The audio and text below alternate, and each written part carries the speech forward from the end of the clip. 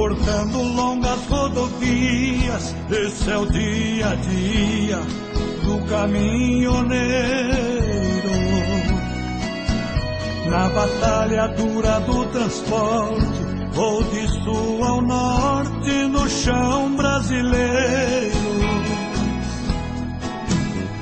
Distante da minha família, na Belém, Brasília, rumo a São Luís.